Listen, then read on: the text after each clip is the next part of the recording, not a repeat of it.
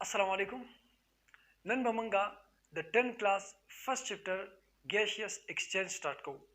Gaseous exchange इंतहाई दिलचस्प तरीन और इंतहाई आसान तरीन चैप्टर दे तासलो बड़ी ज़्यादा खुंदर की द चैप्टर की अवलनी पेज बांधी ब्रीथिंग गैशियस एक्सचेंज और रेस्पिरेशन डिफाइन शुवी दी जगवाड़म कि ब्रीथिंग और गैशियस एक्सचेंज वरुस्ता डिस्कस कम वरुस्ता मतलब दादे कि अवल मंग लेक्चर जुगु अवल मंग उबे जनु चे नो सतवेले कीगी फेरेंग सतवेले कीगी लेरेंग सतवेले कीगी ट्रेकिया सतवेले कीगी ब्रांकस सतवेले कीगी या पशरी के ब्रांकाई सतवेले कीगी ब्रांक्यूल सतवेले कीगी अल्व्यूलाई सतवेले कीगी लंग संगदी द टोल स्ट्रक्चर्स चिकला मंग उबे जनु द हागे न बाद मंग ब्रीथिंग और गैशियस एक्सचेंजिंग चिदे दा कम प्रोसेस चिदी दा मंग दिर आसान बानी पेजंदले शु नो अवल मंग स्टार्ट अखलू द रेस्पिरेशन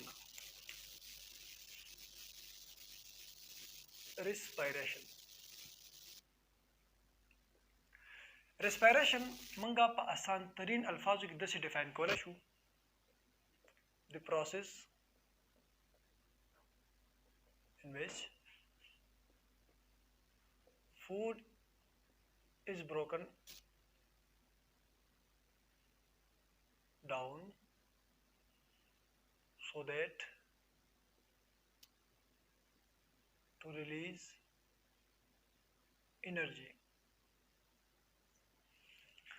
Respiration हागा अमल ले चिपकम के खुराक मातीगी और एनर्जी दागी दौजिना हसीलीगी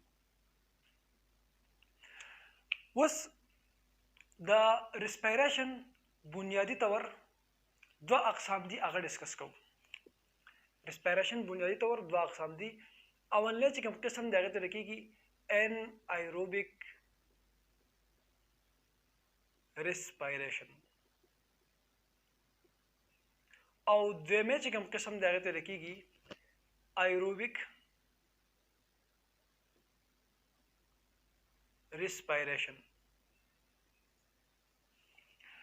Anaerobic respiration the respiration हागा किस्म दे चिपकम की खुराक मातीगी और एनर्जी हासिलेगी हो द ऑक्सीजन पर एब्सेंस की मतलब ऑक्सीजन पर की मौजूद नहीं नुमंग दिस वेले शु सीधा प्रोसेस चले दा कल कीगी चिकला ऑक्सीजन एब्सेंट भी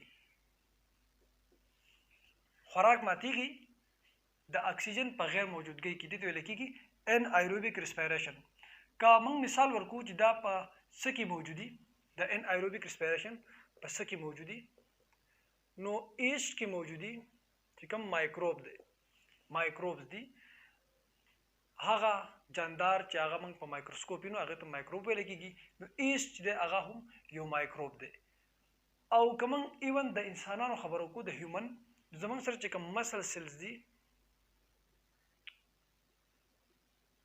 पदी के हम एन आयरोबिक रेस्पिरेशन कीगी दे सरा सरा रेड ब्लड सेल्स की हम कीगी देम चिकम किस्म दे अगर दे आयरोबिक रेस्पिरेशन द रेस्पिरेशन हागा किस्म दे चिपा आगे के खुराक मातीगी द ऑक्सीजन पर मौजूदगी की ऑक्सीजन पर की प्रेजेंटी हम गवेले शु चिपदी की ऑक्सीजन चिदेगा प्रेजेंट थे ठीक ना वस द आयरोबिक रेस्पिरेशन जितास्त नूर आसानू मिसाल बतौर नमक सर ग्लूकोज दे C6H12O6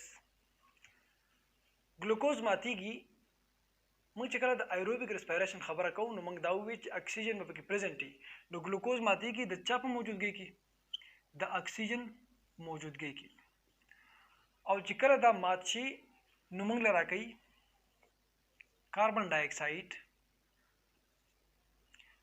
वाटर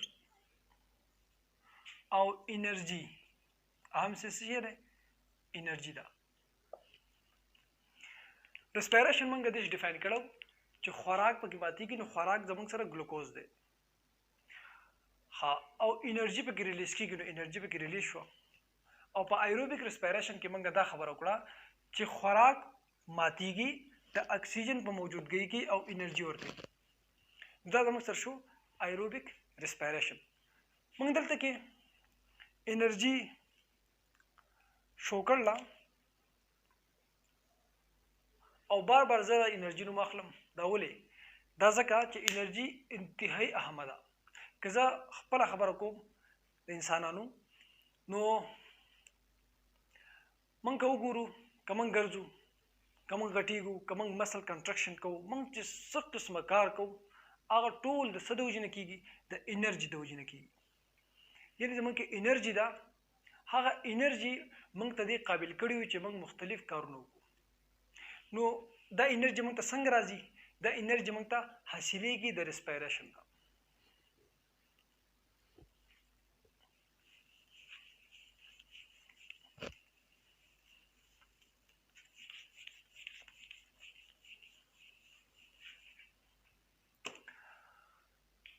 ریسپیریشن موږ ډیفاین کو او د هغې اقسام هم موږ ډسکس کړو. په ایروبیک ریسپیریشن کې موږ دا خبره وکړه چې د اکسیجن په موجودګۍ کې خوراک ماتیږي او انرژي حاصلېږي. اوس ذهن ته دا سوال راځي چې د اکسیجن د کوم ځای نه راځي؟ او دا ټول پروسس چې دی د ریسپیریشن دا په سیلز کې کېږي بنیادي طور. او دا اکسیجن ورته د کوم ځای نه راځي؟ ذهن ته دا سوال راځي. د هغې جواب دا دی چې د اکسیجن ورته د اټماسفیر نه راځي. بهر چې زموږ چک چاپېره کوم ماحول دی، د دې ماحول نه موږ ته اکسیجن راځي. اوس موږ دا ډسکس کوو چې د اکسیجن چې کله ریسپیریشن دپاره راځي نو دا د کومو کومو لارو نه پاس کېږي. نو اوس هغه لارې ډسکس کوو. هغې لارې ته ویلی کېږي ریسپیریټري ټریکټ، یا ورته دویم نوم ویلی کېږي ایر پیسیج ویز. ایر پیسیج ویز هغه لارې دي چې په کم کې دغه اکسیجن ځي. خو دلته کې ما بنیادي طور لفظ استعمال کړله ایر. د دې څه وجه ده؟ د دې وجه دا ده چې زموږ سره په دې اټماسفیر کې صرف اکسیجن نه دی موجود، بلکې په دې اټماسفیر کې دنیا ګیسز دي. نایټروجن پکې دی، سلفر پکې دی، دنیا ګیسز دي. نو دا ایر لفظ زه په دې بنیاد استعمالوم چې ایر ته ویلی کېږي میکسچر آف ګیسز. دغه دنیا ګیسز دي، اکسیجن پکې وي. نو دغه ګیسز چې کوم دي دا لنګس ته ځي. نو دا په مخصوص پورشن ځي د جسم کې څه حصې دي چې د هغې نه تېروځي. نو اوس موږ هغه حصې ډسکس کوو. که دې ډایګرام ته وګورو نو دا ډایګرام چې کوم دی دا د انوایرمنټ دی. نو د په انوایرمنټ کې ایر موجود دی، هوا موجوده ده، او دا چې موږ ته مخامخ کوم ښکاري دا نوز دی. نو موږ ویلی شو چې اولنۍ حصه چې ده هغه څه شی دی؟ هغه نوز دی. په دې ریسپیریټري ټریک کې اولنۍ حصه چې کوم ده هغه نوز دی. نو دا هوا چې کوم ده دا د نوز ته ځي. اوس نوز ته د څه په ذریعه باندې ځي؟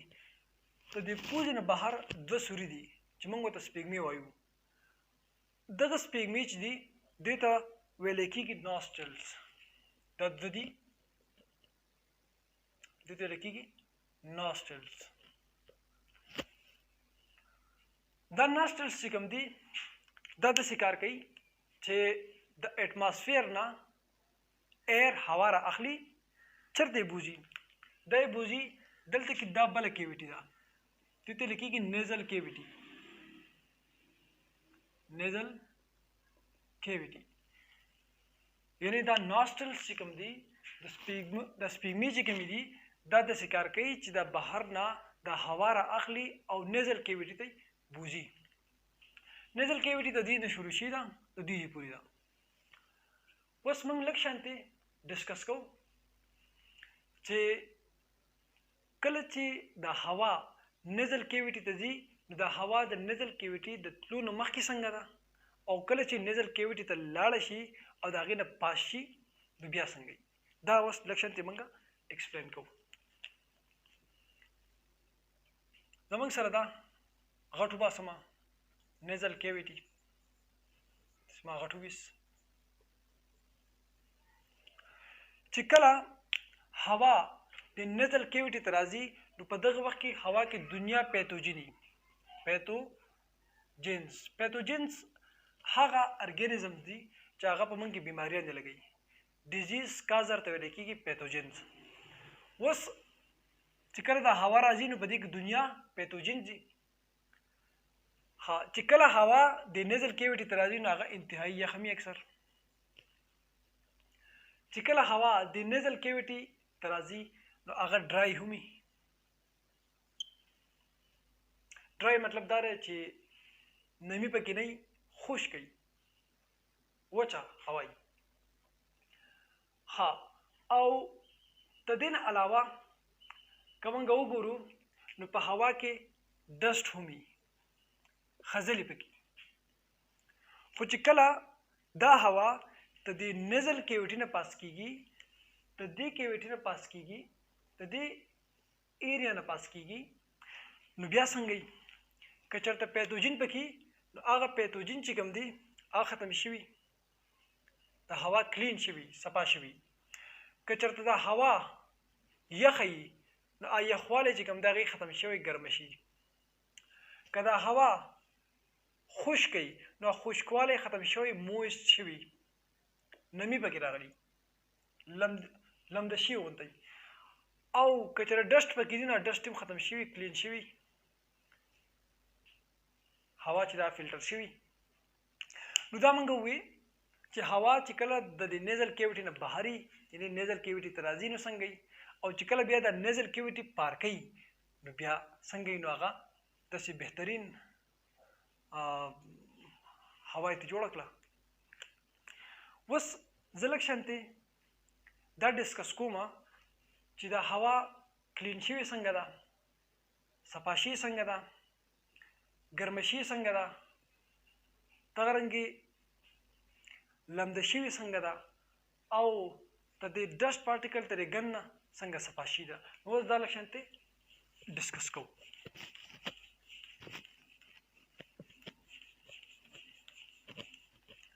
تاسو ته ما ویلي چې ګیشیس ایکسچینج ډېر زیات انټرسټینګ دی. تاسو ته به اوس دا ډېر خوند درکوي. موږ د نوز خبره کوو.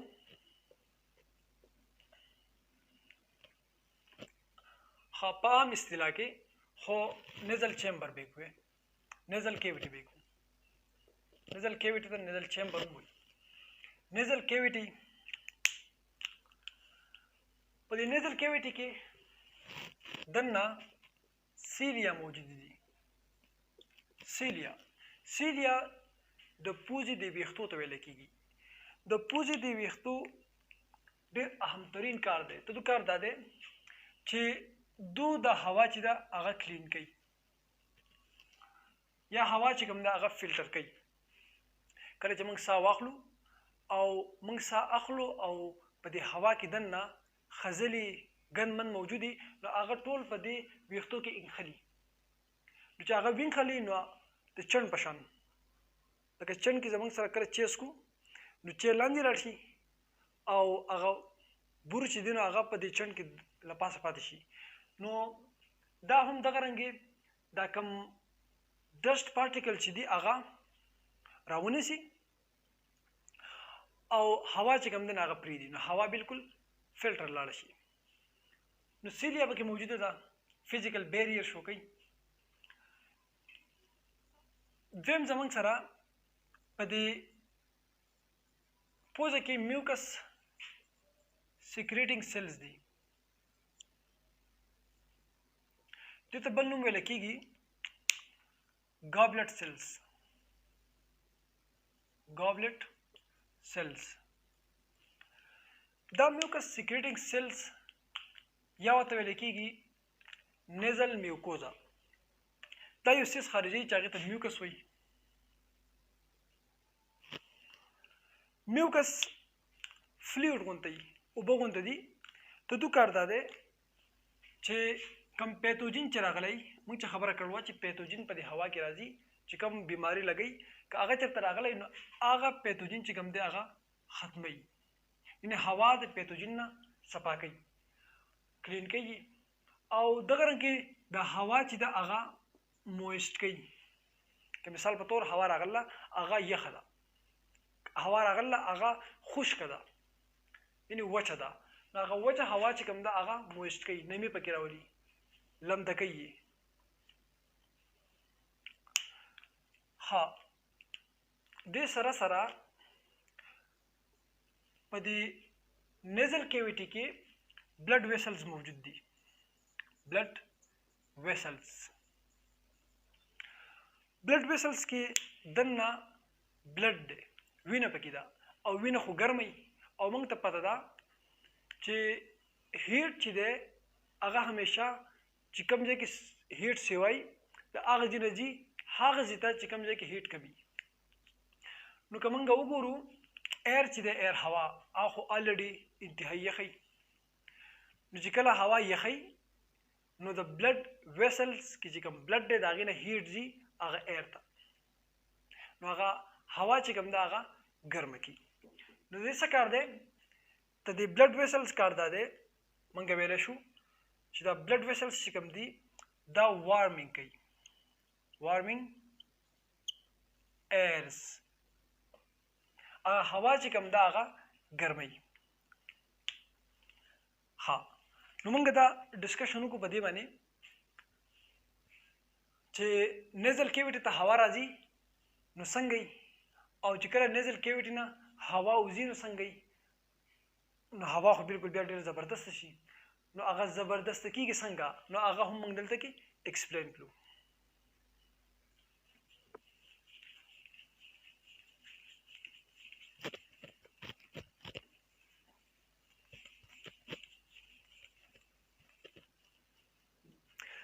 دویم چې کوم لفظ دی هغه دی فیرنګس. فیرنګس د دې ځای نه شروع کېږي او داسې ښکته راځي په دې ځای پورې. دا ټول څه شی دی؟ دې ته موږ وایو فیرنګس. فیرنګس فیرنګس دویم پارټ دی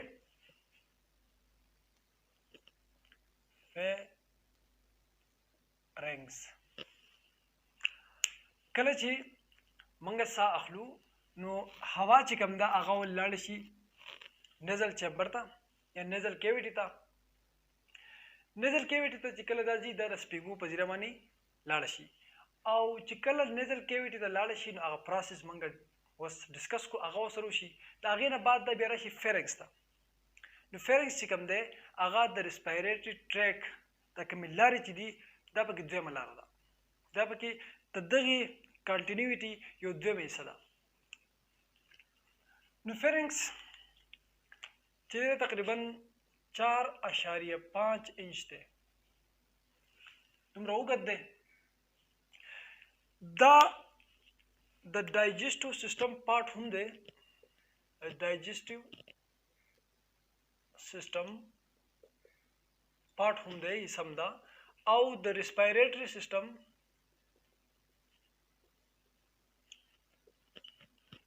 حصہ هم ده. یعنی دا د ډایجسټیو سیستم حصہ هم ده او د ریسپایریټري سیستم حصہ هم ده. زه اوس دا خیم چې دا څنګه د ډایجسټیو سیستم حصہ ده او د ریسپایریټري سیستم حصہ ده. کله چې موږ خوراک خورو نو فوډ چې کله داسې راشي دا خوله ده، فوډ چې کله داسې راشي نو هغه په دې فیرنګس باندې اوړي. کله چې موږ خوراک خورو او فوډ داسې را رواني دا په دې فیرنګس باندې اوړي. چې کله په فیرنګس باندې واوړي د هغې نه بعد دا بیا لاړ شي اسوفیګس ته وغورځېږي، کوم چې د معدې پیپ دی. نو په دې وجه دې ته موږ ووایو چې دا ډایجسټیو پارټ دی، د نظامي انهضام حصه ده. او دې ته موږ ریسپایریټري سیستم پارټ په دې بنیاد وایو چې کله موږ ساه اخلو نو هوا نیزل چیمبر ته لاړ شي او چې کله هوا زموږ سره لرنګس یا ټریکیا ته ځي نو هغه هم د فیرنګس نه اوړي په فیرنګس به خامخا اوړي سټاپ دی نو دا زموږ سره شو فیرنګس چې هغه د ریسپیریټري سیستم پارټ هم دی او د ډایجسټیو سیستم پارټ هم دی په دې بوک کې لیکلي چې په دې فیرنګس کې اډینایډ دی په دې فیرنګس کې اډینایډ دی اډینایډز او ټانسلز دي دا دلته موجود دي دا په دې ځایونو کې موجود دي مونږ که خوله کولاو کو دا مخامخ کاري دا دواړه د ایمیون سیستم حصہ ده ایمیون سیستم د جسم هغه سیستم دی چې هغه د مایکرو ارګانیزم او هغه مایکرو ارګانیزم چې هغه پیتوجنیک دي چې هغه بیماریانې لګوي د هغې خلاف جنګیږي نو دا اډینایډز او ټانسلز چې کوم دي دا د هغې قوت دفاع سیستم حصہ ده په دې دواړو کې دننه ایمیون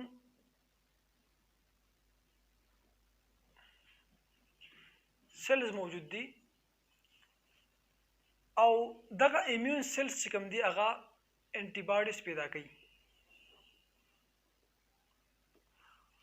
او دغه انټي باډیز بیا وایرس وغیره چې دي هغه ختمي وجني او هغه څنګه چې که مثال په تور منګه ساه اخلو او په دې هوا کې دننه دا وایرس وغیره موجود دي نو دا چې کله فیرنګس ته ورسي نو په فیرنګس کې آلریډي دا پوجن ورته ولاړ دي اډینایډز او ټانسلز نو دی ونیسي او مړی کی او یا که مونږ خوراک خورو د خوراک سره که چېرته وایرس وغیره دننه تلي نو هغه هم ونیسي او ختم یې کړي نن مونږه ریسپیریټري ټریک کې دوه اهم حصې ډسکس کړي پر روان لیکچرز کې به انشاءالله فیرنګس ټریکیا او نور چې کومې حصې دي هغه ډسکس کوو نو امید دی تاسو به انجوای کړي السلام علیکم